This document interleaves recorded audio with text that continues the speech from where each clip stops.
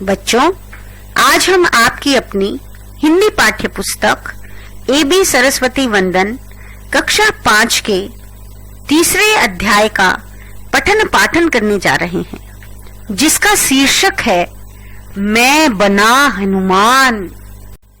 बच्चों, जैसे कि हमें इस शीर्षक से पता लग ही रहा होगा कि यहाँ कोई बच्चा है जो स्कूल के किसी प्रोग्राम में हनुमान का रोल कर रहा है।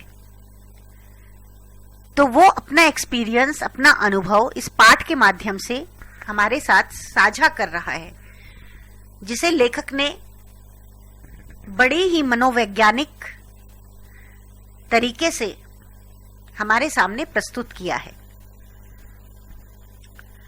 तो चलिए देखते हैं इस पाठ में लेखक ने कैसे एक बच्चे की मनोवैज्ञानिकता को प्रकट किया है। तो चलिए पढ़ते हैं पाठ को। स्कूल के वार्षिकोत्सव की तैयारियां शुरू हो गई थी। वार्षिकोत्सव यानी एनुअल फंक्शन। छोटे लड़के राम कथा खेल रहे थे। मेरे मन में तीव्र इच्छा थी कि राम कथा में मुझे भी कोई भूमिका मिल जाए। मुझे विश्वास था कि मैं अच्छा अभिनय कर लूंगा। मेरी आवाज तीखी और महीन थी, इसलिए राम बनने की बात तो सोच भी नहीं सकता था। मैंने सोचा लक्ष्मण बनने में भी कोई बुराई नहीं है। कुछ दिन तक इसी कल्पना में खोया रहा। सोचता धनुष बाण लेकर लक्ष्मण के रूप में कितना अच्छा लगूंगा। एक दिन मेरी टीचर ने मुझे बुलाकर कहा, मैंने नाटक में तुम्हें वानर सेना में एक भूमिका दी है। तुम्हें राम की मदद करनी होगी। यह सुनकर मुझे बहुत निराशा हुई। मैंने कहा, क्या मुझे हनुमान की भूमिका नहीं मिल सकती? नहीं, तुम्हारी आवाज उसके लिए ठीक नहीं है। टीचर ने कहा। अगले दिन से नाटक का अभ्यास शुरू हो गया। मुझे तो बस वानर बने बच्चों के साथ उछल कूद मचानी थी और जोर जोर से रामचंद्र की जय, बजरंगबली की जय, श्री राम की जय बोलना था। आखिरकार वार्षिकोत्सव का दिन भी आ गया। हम सभी बड़े उमंग में थे। तभी चौकीदार ने टीचर को एक कागज लाकर दिया।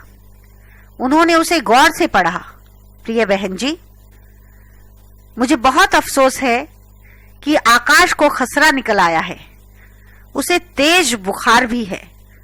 खेद है कि नाटक में भाग नहीं ले सकेगा। आकाश नाटक में हनुमान बना था। टीचर ने पहले तो इधर उधर देखा, फिर मुझसे पूछा, तुम हनुमान बनना चाहते थे ना? क्या तुम हनुमान की भूमिका कर सकोगे? मेरी तो इच्छा पूरी हो रही थी। मैंने गदगद होकर कहा, हाँ हाँ, क्यों नहीं।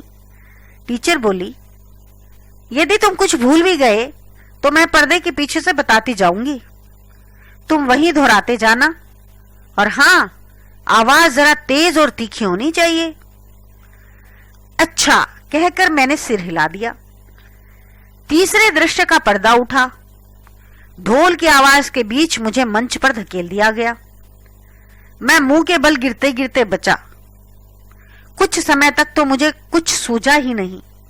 लगा जैसे हाथ पैर ठंडे हो रहे हैं। फिर मैंने अपना मुखौटा ठीक किया। एक गरजती हुई आवाज कानों से टकराई। घबराहट में मैं अपने होश आवाज खो बैठा। बोलने के लिए मुंह खोला तो गले से आवाज ही नहीं निकली। क्या बोलना था कुछ भी याद नहीं रहा। तभी टीचर की आवाज कानों में पड़ी। मैं बिना सोचे समझे वही दोहराने लगा जो वो बोल रही थी। मैं राम के चरणों में बैठा हाथ जोड़े बोलता जा रहा था, हे स्वामी, मैं आपका आज्ञाकारी सेवक हूं। आपके लिए जान की बाजी लगा दूंगा। हे भगवान, तुमने अपनी पूंछ तो लगाई ही नहीं, टीचर ने कहा। मैंने भी वाक्य ज्यों का त्यों दोहरा दिया। हे भगवान, तुमने अपनी पूंछ तो लगाई ही नहीं। राम ने धीरे से कहा, बेवकूफी मत करो, पूंछ तुम्हें लगानी थी, मुझे नहीं। मैंने पीछे हाथ लगाकर देखा, अपनी भूल सुधारने के लिए बोला, मेरा मतलब अपनी पूंछ से ही था। टीचर पीछे से कह रही थी, कूदो कूदो। मैंने फिर बिना समझे दोहरा दिया, कूदो कूदो। राम ने डांट कर कहा, तुम कूदो। दोबारा अपनी गलती सुधारने के लिए मैंने पागलों की तरह कूदना शुरू कर दिया। तभी जोरदार हंसी के बीच पर्दा गिरा दिया गया। टीचर चुप थीं, उनका मुंह लाल था। उन्होंने मेरी भूमिका काट छाट कर छोटी कर दी थी।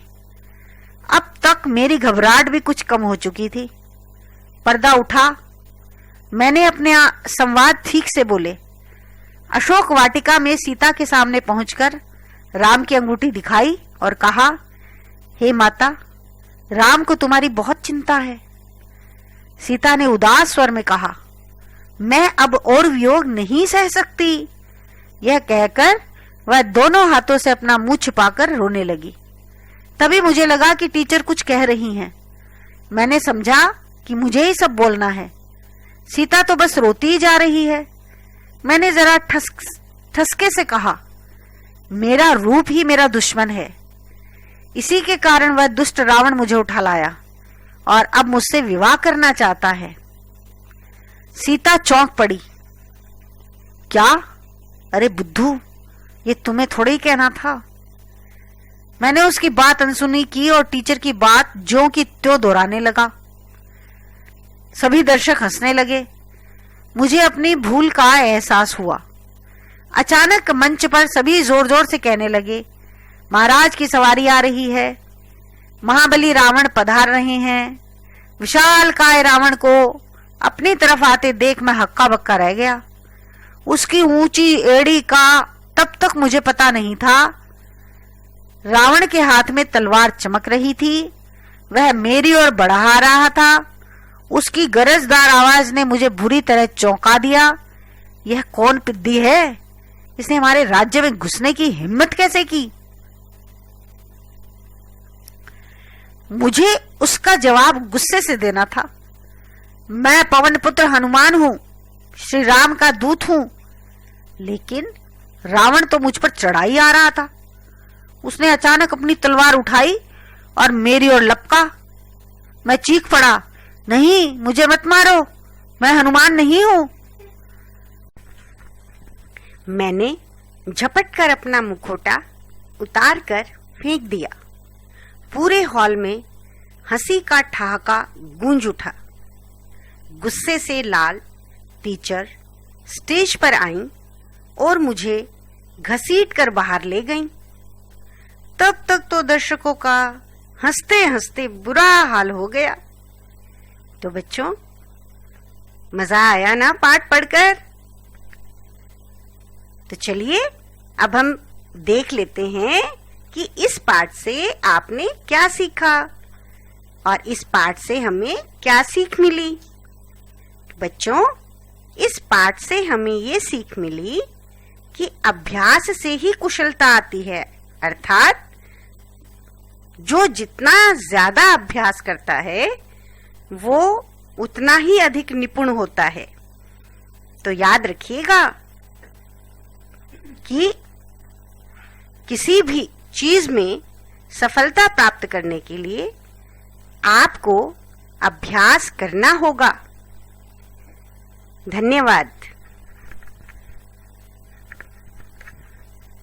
चलिए बच्चों, अब पाठ के शब्दार्थ करते हैं। वार्षिकोत्सव यानी साल में एक बार होने वाला उत्सव।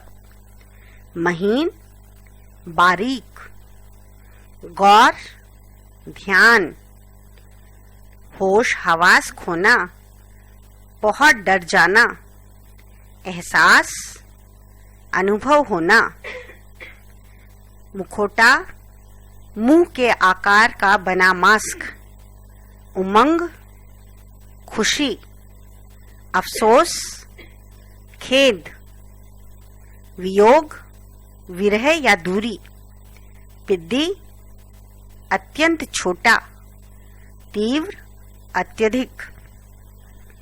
चलिए बच्चों, पाठ के अभ्यास कार्य को करते हैं। पाठ कार्य में मौखिक प्रश्न के अंतर्गत सोचिए और बताइए में पहला प्रश्न है, स्कूल में किसकी तैयारियां शुरू हो गई थी? तो इसका उत्तर होगा, स्कूल में वार्षिकोत्सव की तैयारियां शुरू हो गई थी। अगला प्रश्न है, छोटे लड़के कौन सा खेल खेल रहे थे? इसका उत्तर होगा, छोटे लड़के राम कथा का खेल खेल रहे थे। अगला प्रश्न है, टीचर ने लेखक को कौन सी भूमिका निभाने को दी? इसका उत्तर होगा, टीचर ने लेखक को हनुमान की भूमिका निभाने के लिए दी। अगला प्रश्न, रावण के आते ही हनुमान क्यों भाग गया? इसका उत्तर होगा, रावण के आते ही हनुमान डर के मारे भाग गया। लिखित पाठक ज्ञान में पहला प्रश्न है, किसने कहा? तो चलिए वाक्य पढ़ लेते हैं।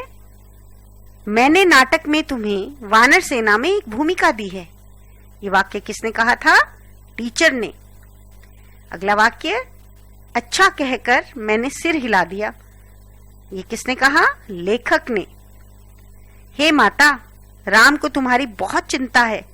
ये किसने कहा? हनुमान ने। यह पिद्दी कौन है? इसने हमारे राज्य में घुसने की हिम्मत कैसे की? ये पंक्तियां किसने बोली थी?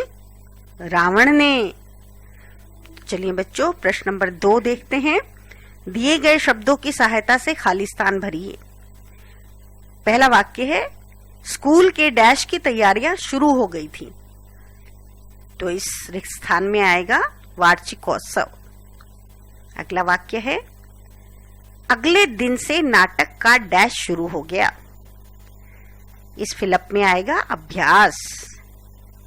अगला वाक्य, ढोल की आवाज के बीच मुझे मंच पर डैश दिया गया।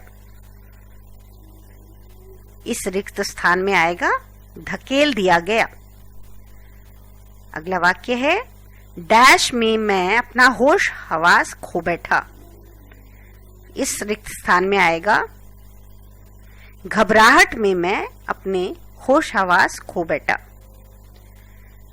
अगली पंक्ति, रावण को अपनी तरफ आते देख मैं डैश रह गया। तो रावण को अपनी तरफ आते देख मैं हक्का बक्का रह गया। तो बच्चों, इस प्रकार से हमने इस पाठ के प्रश्न 1 और 2 को हल किया। शेष प्रश्नों को आप स्वयं हल करने का प्रयत्न करेंगे।